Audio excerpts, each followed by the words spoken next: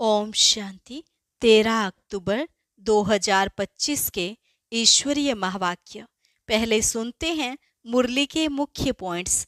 बाबा ने कहा, हे आत्माएं, अपने अंदर जांच करो, कहाँ तक दैवी गुणों की धारणा हुई है, कोई विकार तो नहीं है।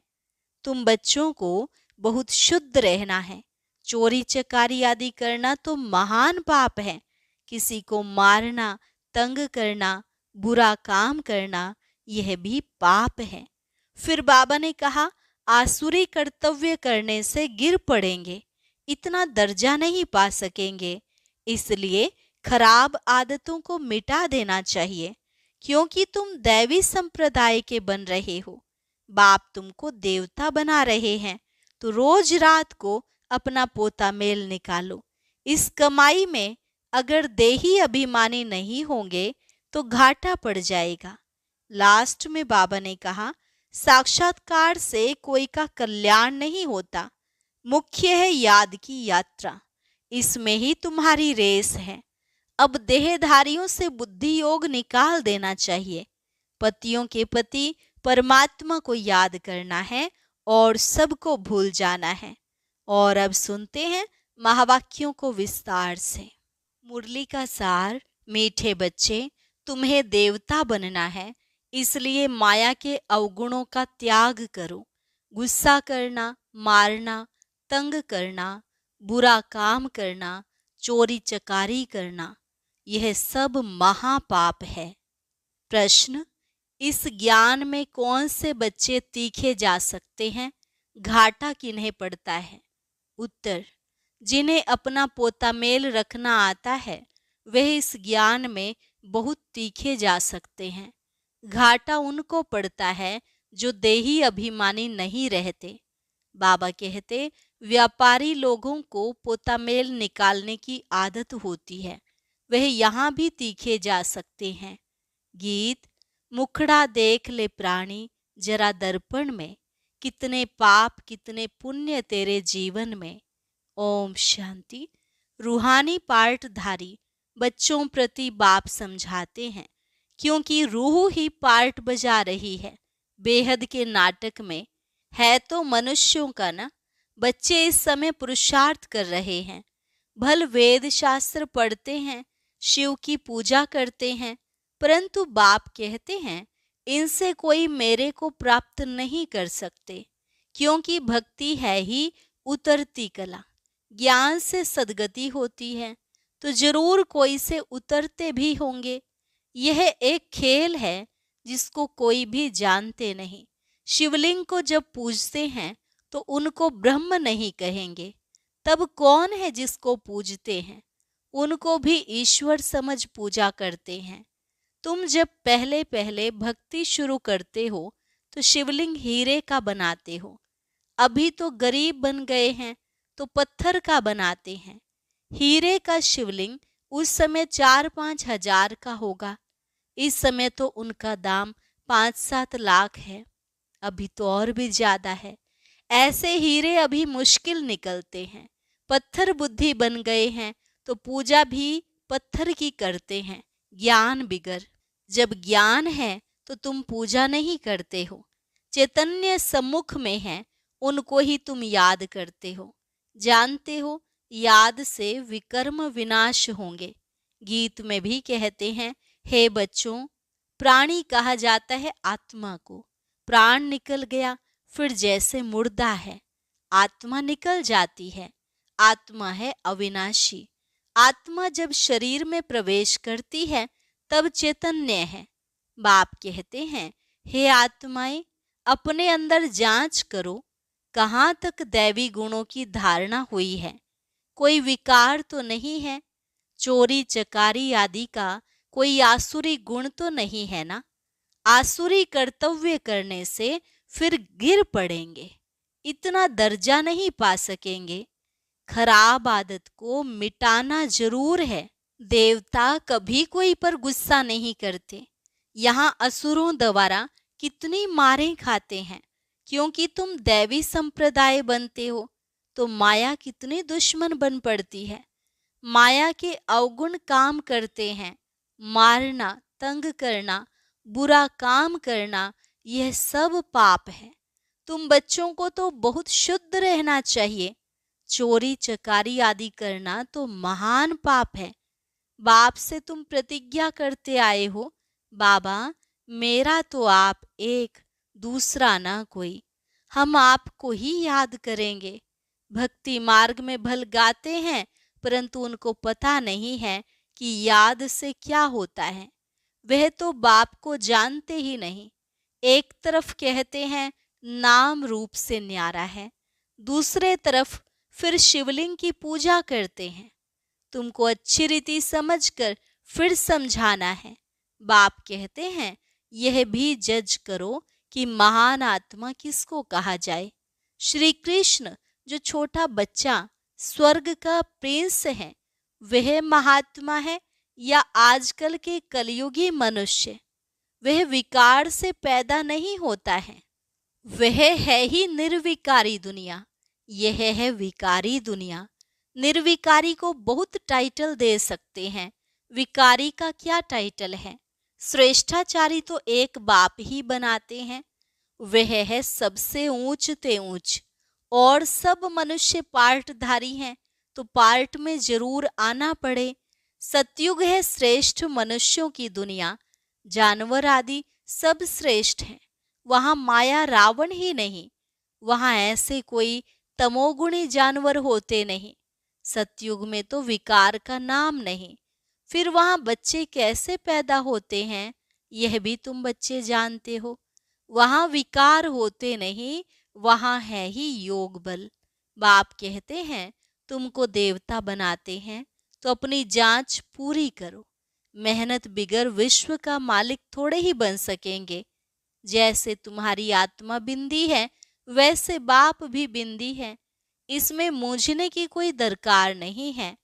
कोई कहते हैं हम देखें, बाप कहते हैं देखने वालों की तो तुमने बहुत पूजा की, फायदा कुछ भी हुआ नहीं। अब यथार्थ रीति मैं तुमको समझाता हूँ। मेरे में सारा पार्ट भरा हुआ है। सुप्रीम सोल हूं ना, सुप्रीम फादर। कोई भी बच्चा अपने लौकिक बाप को ऐसे नहीं कहेंगे, एक को ही कहा जाता है। सन्यासियों को तो बच्चे हैं नहीं जो बाप कहें। यह तो सब आत्माओं का बाप है जो वर्षा देते हैं। उन्हों का कोई गृहस्थ आश्रम तो ठहरा नहीं। बाप बैठ समझाते हैं तुमने ही 84 जन्म भोगे हैं। पहले पहले तुम सतो प्रधान थे, फिर नीचे उतरते आए हो। अभी कोई अपने को सुप्रीम थोड़े ही कहेंगे, अभी तो नीच समझते हैं। बाप बार बार समझाते हैं मूल बात कि अपने अंदर देखो कि हमारे में कोई विकार तो नहीं है। रात को रोज अपना पोता मेल निकालो। व्यापारी हमेशा पोता मेल निकालते हैं, गवर्नमेंट सर्वेंट पोता मेल नहीं निकाल सकते। उन्हों को तो मुकर्रर तनख्वाह मिलती है। इस ज्ञान मार्ग में भी व्यापारी तीखे जाते हैं, पढ़े लिखे ऑफिसर्स इतना नहीं। व्यापार में तो आज 50 कमाया, कल 60 कमाएंगे, कभी घाटा भी हो जाएगा। गवर्नमेंट सर्वेंट की फिक्स पे होती है। इस कमाई में भी अगर देही अभिमानी नहीं होंगे तो घाटा पड़ जाएगा। माताएं तो व्यापार करती नहीं, उनके लिए फिर और सहज है। कन्याओं के लिए भी सहज है, क्योंकि माताओं को तो सीढ़ी उतरनी पड़ती है। बलिहारी उनकी जो इतनी मेहनत करती हैं। कन्याएं तो विकार में गई ही नहीं तो छोड़े फिर क्या। पुरुषों को तो मेहनत लगती है, कुटुंब परिवार की संभाल करनी पड़ती है। सीढ़ी जो चढ़ी है वह सारी उतरनी पड़ती है। घड़ी घड़ी माया थप्पड़ मार गिरा देती है। अभी तुम बीके बने हो, कुमारियां पवित्र ही होती हैं।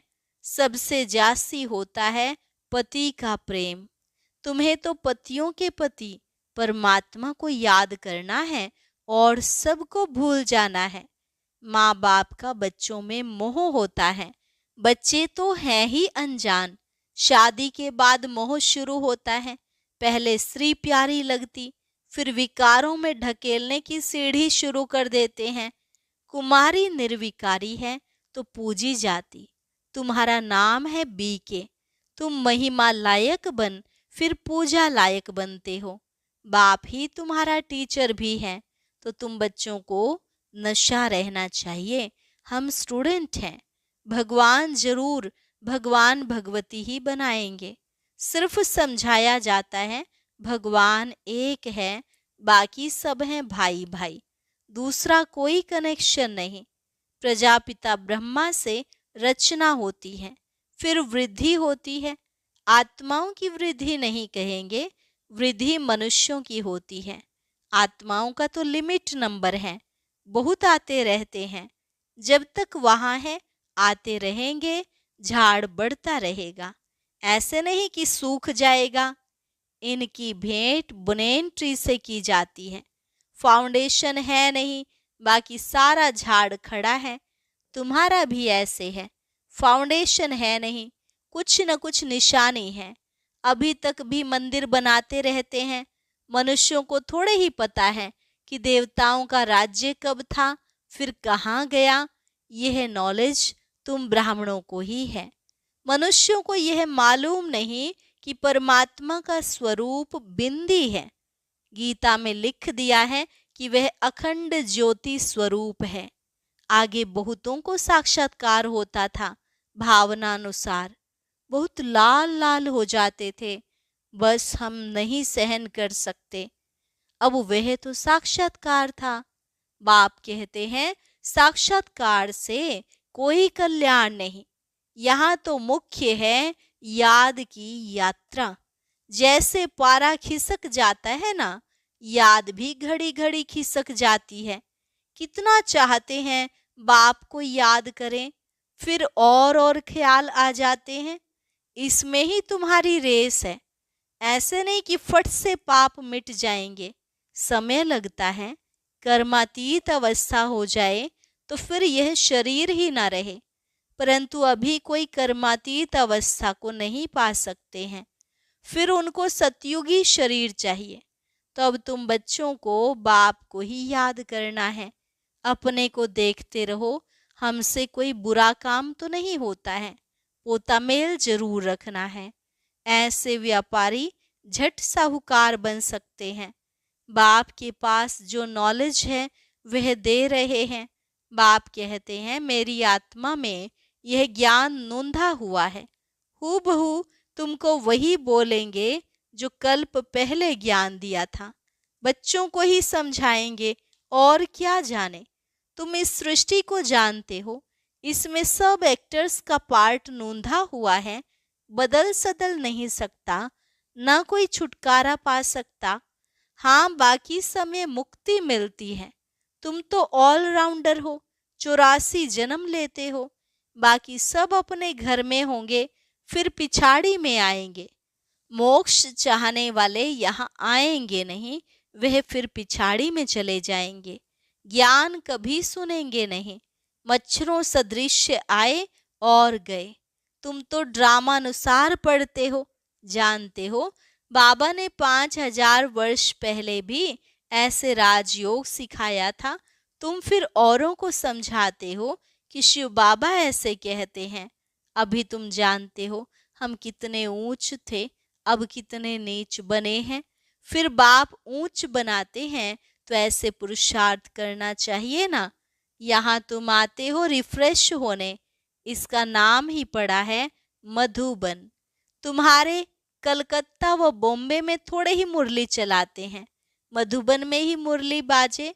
मुरली सुनने के लिए बाप के पास आना होगा, रिफ्रेश होने। नई नई पॉइंट्स निकलती रहती हैं। सम्मुख सुनने में तो फील करते हो, बहुत फर्क रहता है। आगे चल बहुत पार्ट देखने हैं। बाबा पहले पहले सब सुना दे तो टेस्ट निकल जाए, लीक हो जाए। आहिस्ते आहिस्ते इमर्ज होता जाता है। एक सेकंड ना मिले दूसरे से। बाप आए हैं रूहानी सेवा करने, तो बच्चों का भी फर्ज है रूहानी सेवा करना। कम से कम यह तो बताओ, बाप को याद करो और पवित्र बनो। पवित्रता में ही फेल होते हैं क्योंकि याद नहीं करते हैं। तुम बच्चों को बहुत खुशी होनी चाहिए। हम बेहद के बाप के सम्मुख बैठे हैं जिसको कोई भी नहीं जानते हैं। ज्ञान का सागर वह शिव बाबा ही है। देहधारी से बुद्धि योग निकाल देना चाहिए। शिव बाबा का यह रथ है। इनका रिगार्ड नहीं रखेंगे तो धर्मराज द्वारा बहुत डंडे खाने पड़ेंगे। बड़ों का रिगार्ड तो रखना है ना। आदि देव का कितना रिगार्ड रखते हैं। जड़ चित्र का इतना रिगार्ड है तो चैतन्य का कितना रखना चाहिए। अच्छा, मीठे मीठे सिकिलधे बच्चों प्रति मात पिता बाप दादा का याद प्यार और गुड मॉर्निंग। रूहानी बाप की रूहानी बच्चों को नमस्ते। रूहानी बच्चों की रूहानी बाप दादा को नमस्ते नमस्ते, गुड मॉर्निंग। शुक्रिया बाबा, शुक्रिया। धारणा के लिए मुख्य सार। पहली पॉइंट, अंदर में अपनी जांच कर दैवी गुण धारण करने हैं। खराब आदतों को निकालना है। प्रतिज्ञा करनी है, बाबा हम कभी भी बुरा काम नहीं करेंगे। कर्मातीत अवस्था को प्राप्त करने के लिए याद की रेस करनी है। रूहानी सेवा में तत्पर रहना है। बड़ों का रिगार्ड रखना है। वरदान, फॉलो फादर के पाठ द्वारा मुश्किल को सहज बनाने वाले तीव्र पुरुषार्थी भव। फॉलो फादर के पाठ द्वारा मुश्किल को सहज बनाने वाले तीव्र पुरुषार्थी भव। मुश्किल को सहज बनाने व लास्ट पुरुषार्थ में सफलता प्राप्त करने के लिए पहला पाठ है फॉलो फादर। यह पहला पाठ ही लास्ट स्टेज को समीप लाने वाला है। इस पाठ से अब भूल, एक रस और तीव्र पुरुषार्थी बन जाएंगे। क्योंकि किसी भी बात में मुश्किल तब लगता है जब फॉलो करने के बजाय अपनी बुद्धि चलाते हो। इससे अपने ही संकल्प के जाल में फंस जाते हो। फिर समय भी लगता है और शक्ति भी लगती है। अगर फॉलो करते जाओ तो समय और शक्ति दोनों बच जाएंगी, जमा हो जाएगी। स्लोगन, सच्चाई सफाई को धारण करने के लिए अपने स्वभाव को सरल बनाओ। सच्चाई सफाई को धारण करने के लिए अपने स्वभाव को सरल बनाओ। अव्यक्त इशारा, स्वयं और सर्व के प्रति मनसा द्वारा योग की शक्तियों का प्रयोग करो। जितना स्वयं को मनसा सेवा में बिजी रखेंगे उतना सहज मायाजीत बन जाएंगे। सिर्फ स्वयं के प्रति भावुक नहीं बनो, लेकिन औरों को भी शुभ भावना और शुभ कामना द्वारा परिवर्तित करने की सेवा करो। भावना और ज्ञान, स्नेह और योग दोनों का बैलेंस हो। कल्याणकारी तो बने हो, अब बेहद विश्व कल्याणकारी बनो। अच्छा, और अभी सुनते हैं आज का अव्यक्त ज्ञान मोती।